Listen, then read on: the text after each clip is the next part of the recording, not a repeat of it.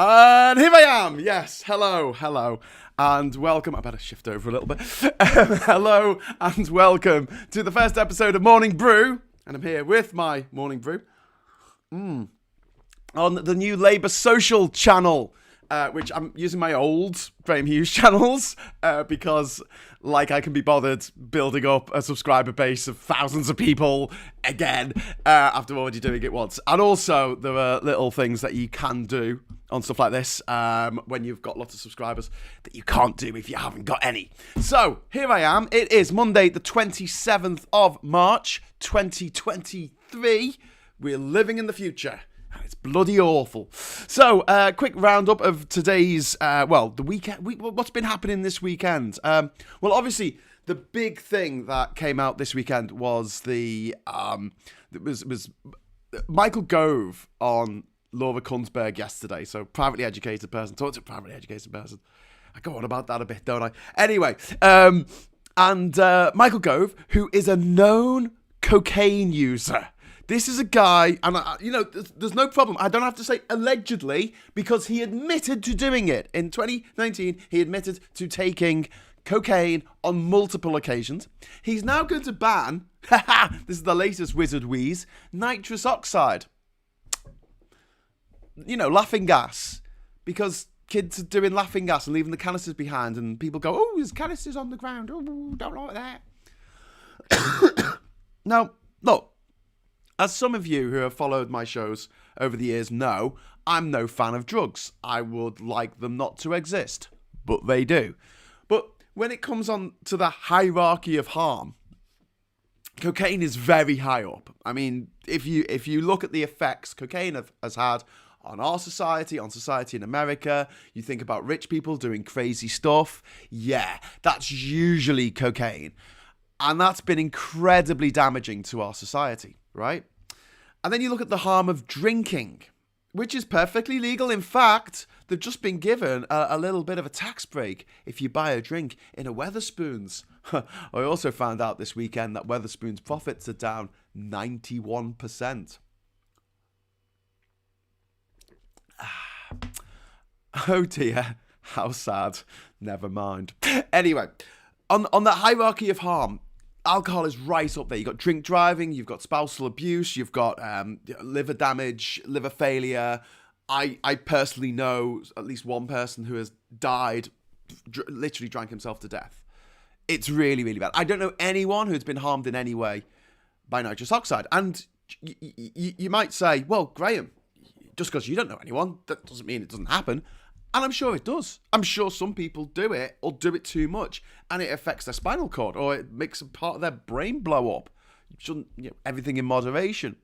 But in terms of the big harms that are going on in society at the moment, I'm a bit more concerned about my heating bill. Do you know what I mean? Like, seriously, this is the number one thing.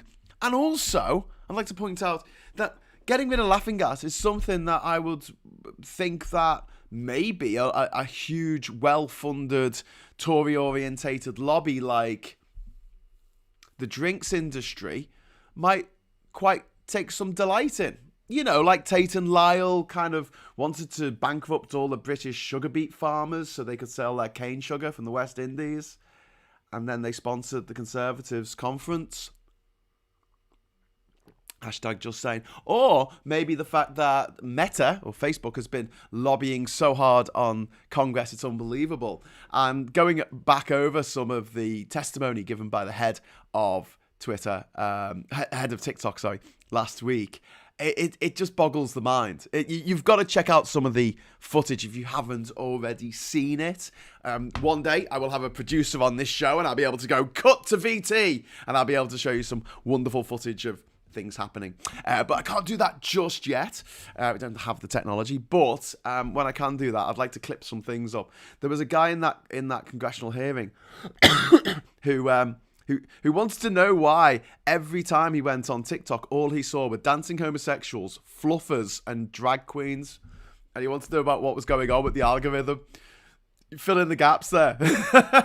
But yeah, it is in Facebook's interest to get rid of the competition. It's in Facebook's interest to get rid of TikTok. It's in Diageo or whatever drinks lobby, drinks firm, powerful drinks firm you can name, it's in their interest to not have kids doing nitrous oxide, because they've found that young people are drinking less and smoking less and killing less and being serial killers less. Or is it fewer? I don't know. One of the two. But do you see what I mean? It's a bit like, whose interest is this to ban nitrous oxide? It's like when they banned magic mushrooms about 20 years ago. God, that's so long ago now. They banned magic mushrooms. Go stop magic mushrooms. Why? Well, because people might take them and hallucinate and stuff. Yeah, but is it a real big sociological problem at the moment? I mean, seriously? Is society falling apart because of all the people on magic mushrooms? No. Is it falling apart because of the illegality of drugs and all the crime that comes with it? Yeah. So you've got powerful lobbying interests. You've got Michael Gove, an ex-cokehead, or maybe still a cokehead, I don't know, allegedly, saying we're going to get rid of this drug that literally wears off after about 40 seconds.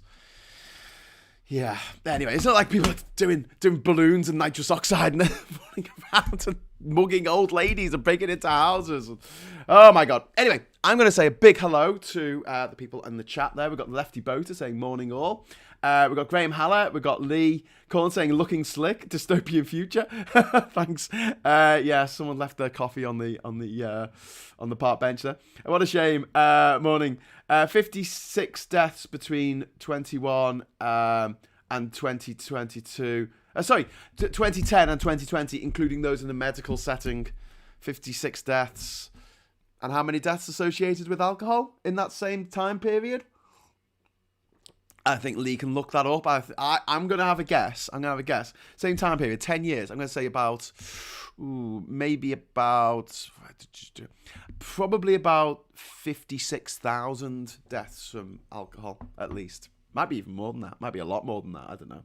What happened to good old-fashioned glue sniffing, says Lefty Boater. Well, yes, indeed. So, other news. The big news today is that there's mad protests going on in Israel. So, what's happened is Benjamin Netanyahu, who is leader of the Likud party, who is very right-wing, rabidly right-wing, and he's propped up by some extremely orthodox do they call them from people? The very, very, very religious Jewish sects, that the type of people who go out with a gun and a Bible to take over certain bits of land that aren't really theirs because they're settlers and they can take them apparently. Anyway, he's in cahoots with all that lot. He's trying to push through judicial reforms that will pull back the powers of the Supreme Court in Israel, and obviously that's raised alarm bells. One of his ministers has objected. He got sacked. The minister in question got sacked, and now tens of thousands of people are demonstrating on the streets and burning stuff.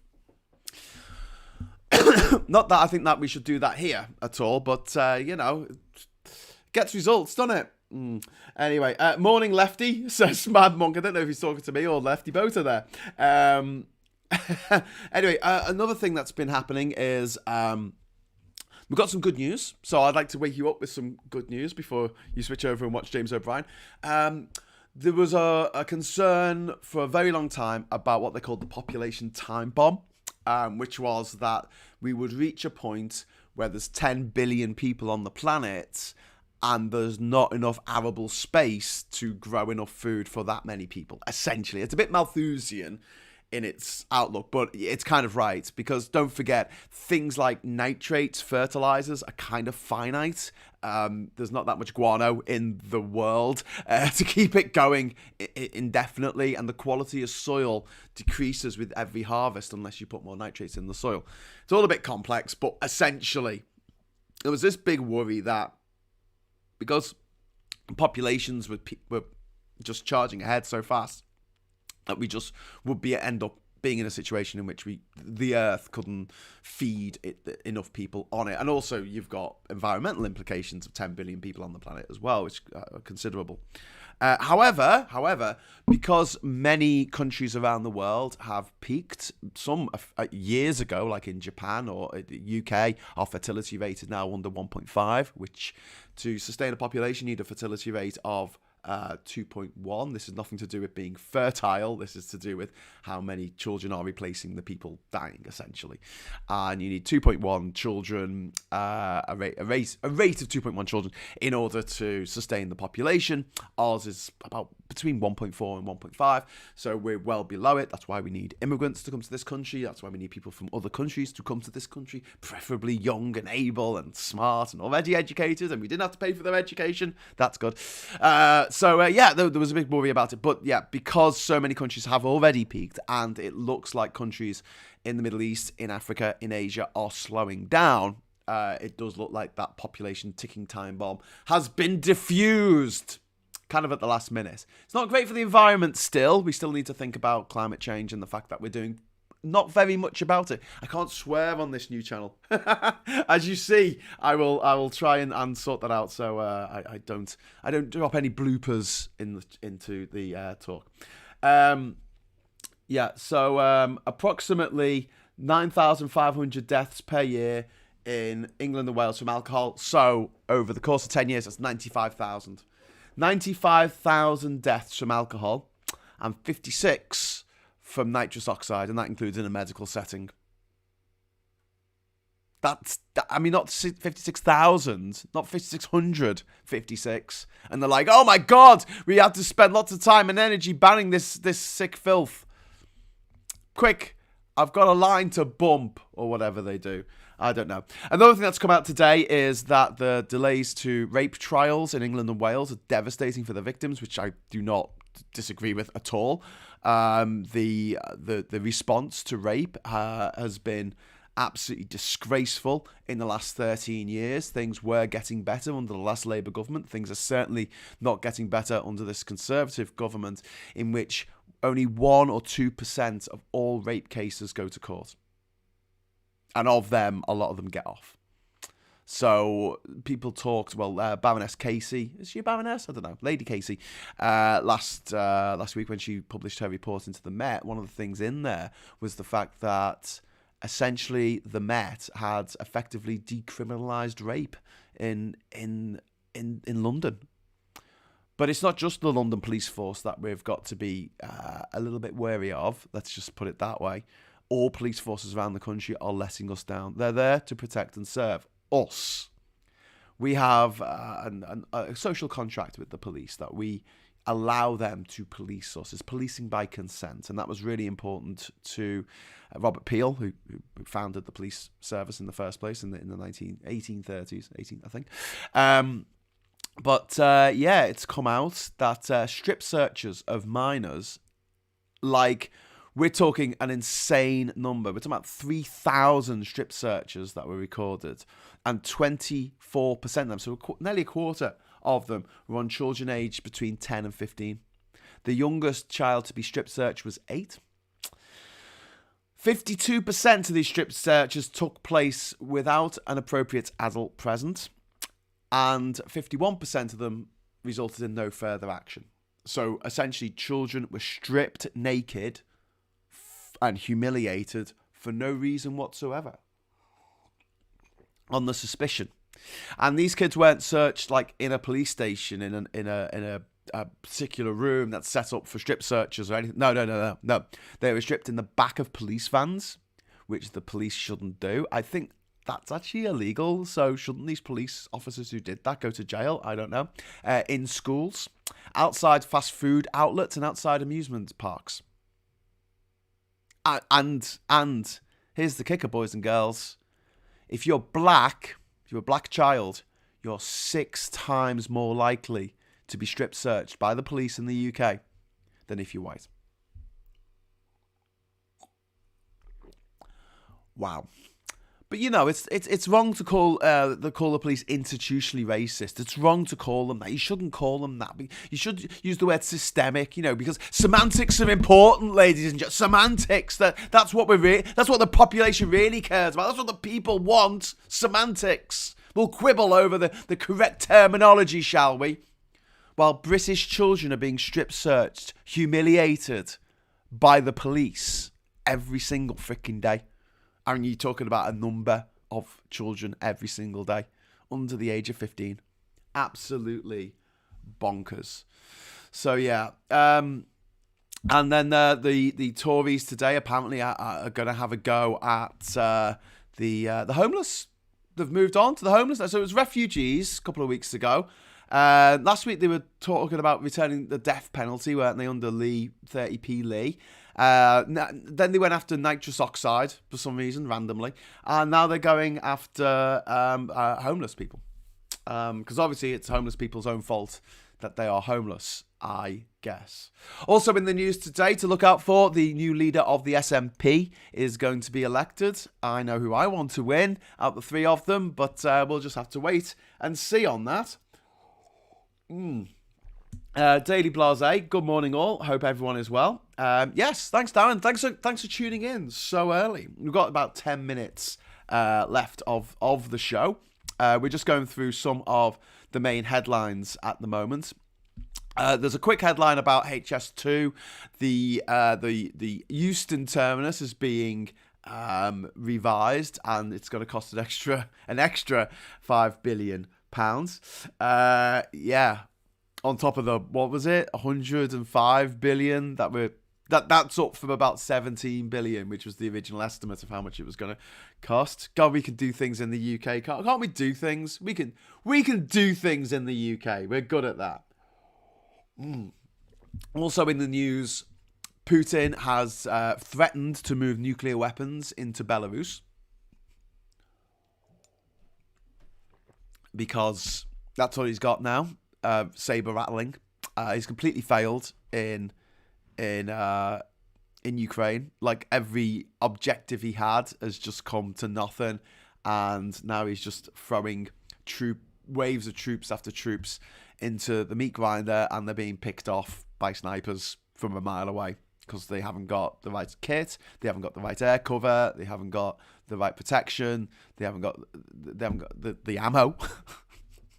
And yeah, it's kind of depressing. I'm kind of glad I'm not Russian. Indeed. Anyway, so yeah, moving on to other news.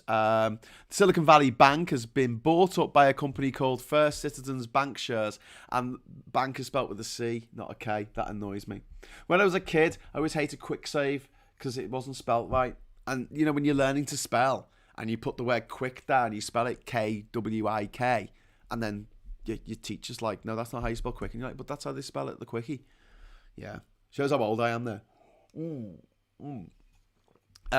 So apparently there's been a reservoir in a reservoir, was it? A leak of reservoir fluid. There's over 200 barrels of an oil field leak into Poole Harbour, which is nice. I think the Poole people vote for Conservatives, don't they?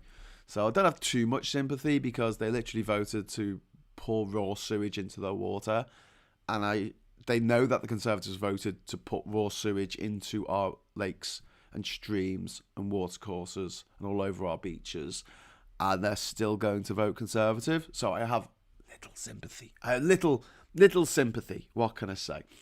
The manager of Tottenham has left by mutual consent after calling Tottenham a bunch of wasters or something. I don't know. And there's apparently the Tory rebellion over the small boats bill has been put on hold. So a potentially significant Conservative rebellion on the government's illegal migration bill, which is funny because it is actually illegal what they're doing in international law. So it is an illegal migration bill. It's been put on hold. The controversial legislation, which will prevent anyone coming from the UK illegally from claiming asylum, returns to the Common later. A group of Tory MPs have considered pushing for a vote to close potential loopholes they believe could prevent the removal of migrants. So basically, it wasn't hard enough. It wasn't hard. Like, seriously, that was what the rebellion was about. Not about human rights and human wrongs. No, it wasn't harsh enough. You need to be harsher. God damn it. Quick save for quality. That's from Patrick. Meanwhile, Spain, the country that was nearly bankrupt, is building thousands of kilometers of high-speed trains all over the country. Yeah, it's fantastic. You can now get all the way from Barcelona to Madrid, and then Madrid down to Malaga. Like, it's a beautiful system. It's a beautiful system. Spinning Wheel of Doom. Oh no. Oh damn. We got the Spinning Wheel of Doom.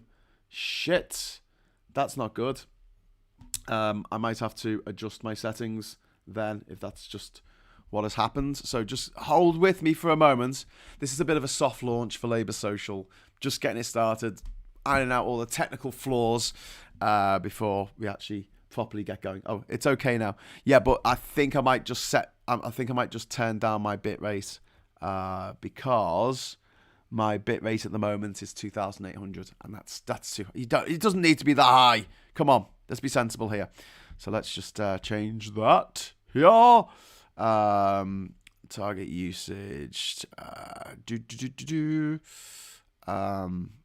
It's unbalanced, but yeah. Let's go for speed. Apply. Okay. Let's go for speed over quality. So, that's actually bumped up the bitrate. Oh, well, never mind. I'll sort that out next time. Lefty Boater, I had no doom wheel. Lee's like, maybe it's just me. Oh, Lee, you're making me head. No, it's all right. I like it when you tell me there's problems. So, made a few changes to the place. I've built the place here. This is a cafe in the House of Commons, I imagine, or at least Mid-Journey imagined.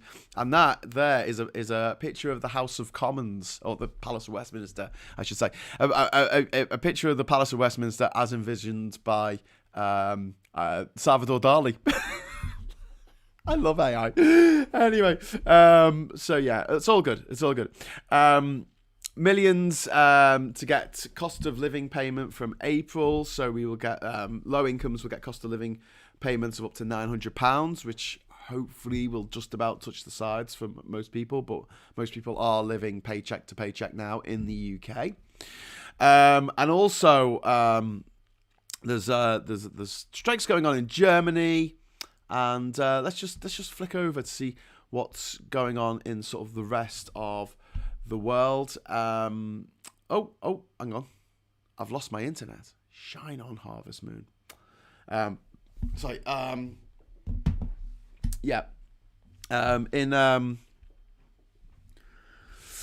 in Israel, the Israel's biggest union is calling for an historic strike. They're calling for a general strike.